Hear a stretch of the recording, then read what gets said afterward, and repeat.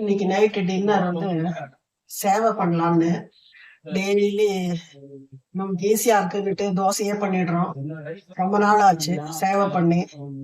அதனால வந்து சேவை பண்ணலாம்னு. ரெடிமேடு சேவை தான். லெமன் போட்டு கொஞ்சம் பாதி பண்ணியிருக்கேன். இது வந்து எல்லா வெஜிடபிள் எல்லாம் போட்டு ஸ்வீட் கார்னு, பச்சை பட்டாணி, வெங்காயம், தக்காளி, கேரட்டு, பீன்ஸ் எல்லாமே போட்டு வெஜிடபிள் சேவை.